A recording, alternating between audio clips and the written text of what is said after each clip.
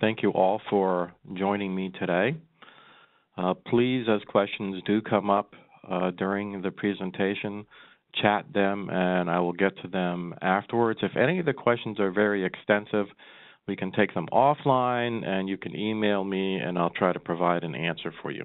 So let's begin. First of all, I'm going to give you a definition of what Agile is, and this is a personal definition of mine. Oh, and by the way, to receive a copy of this presentation, a free copy of the presentation, if you join my Keeping Agile LinkedIn group, I'll send you the PowerPoint slides for this.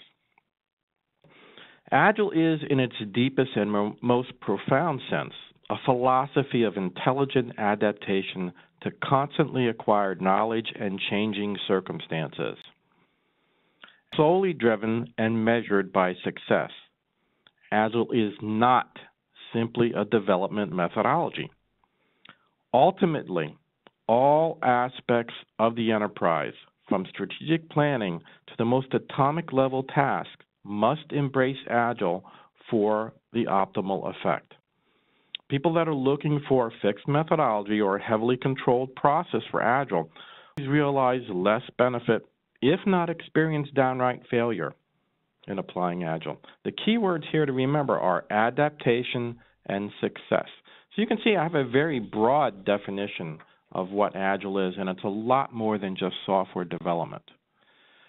We'll talk about the changing roles of analysts in Agile, but what kind of analysts are we talking about?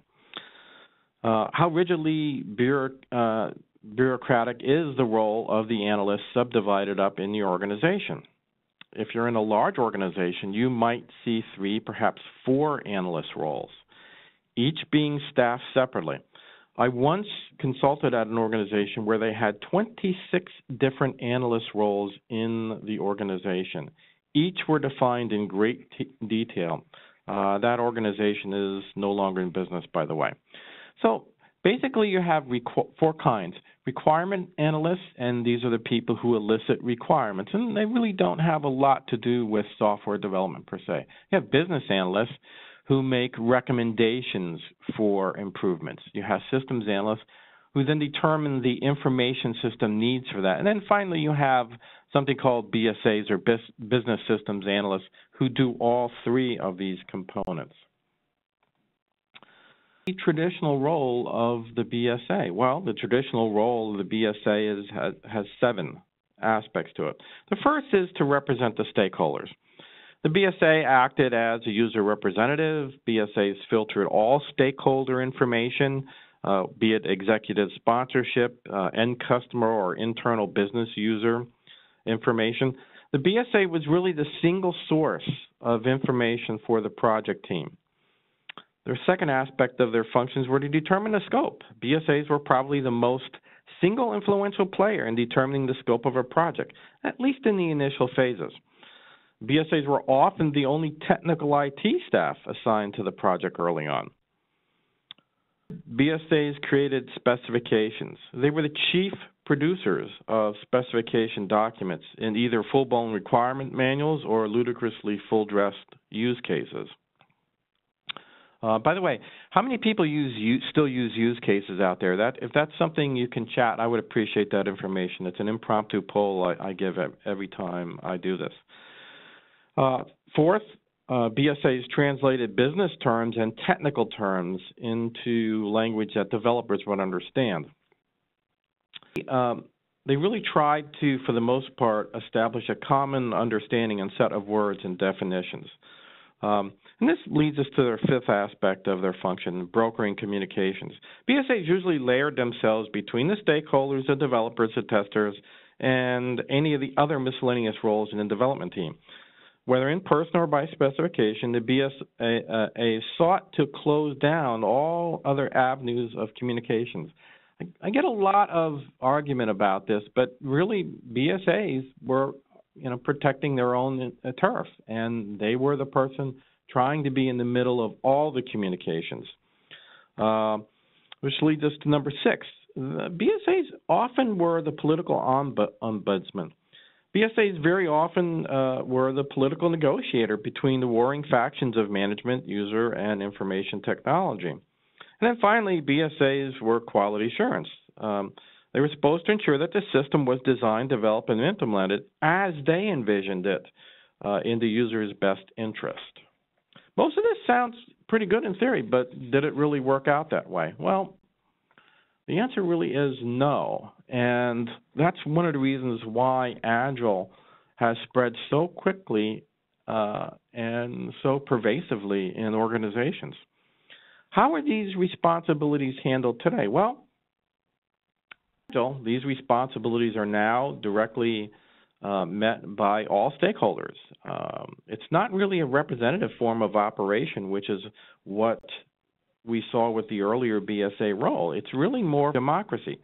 Let me give you some examples.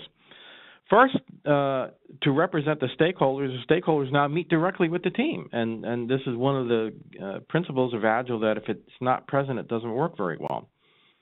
Determining the scope, release planning and sprint planning is when that happens, and that's a group activity. Creating specifications, these are done by user stories, again, done by the stakeholders, done by the product owner. Translate business terms and technical terms, these should be present in Gherkin-based user stories. Use the language in the user story that is common to the marketing people, the users, the business people, and the developers. And I'll talk a little bit more about that later on. I call it Agile speak. Brokering communication really doesn't happen by intermediates. It happens by direct dialogue between users, product owner, and the development team. The political ombudsman really has gone to the scrum master, known as the facilitator for the project. And quality assurance really rests more closely with test engineers who should be involved in the project early on. We pretty much decimated what the role of the BSA traditionally was. So what's left for the BSA? Well, there's kind of two options that we see happening, and they are nothing and everything. Why these two extremes? Well, it's the very nature of BSA training and history to slow down Agile development. They have a tendency to do a lot of analysis. And, you've heard spurious analysis paralysis, the documentation. These are directly opposed to the Agile Manifesto and the Agile principles. Traditionally, BSAs simply don't fit in an Agile world. Anyone going the route of nothing? Well, there is a significant number of Agile shops that have entirely eliminated the BSA role, and they've done it successfully. These organizations develop and adapt rapidly to changing environments and emerging opportunities. The key to their success is experienced developers and voluntarily inculcated development teams. It means development teams that form themselves and accept their own work. Trust and respect is very high in these organizations.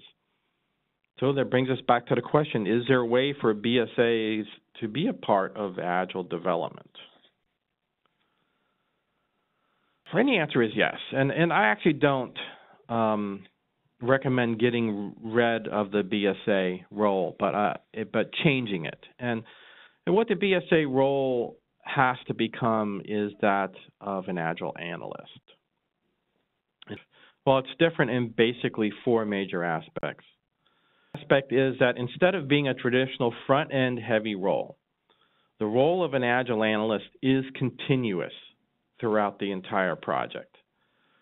If a Scrum Master is a facilitator dealing with issues outside the team and insulating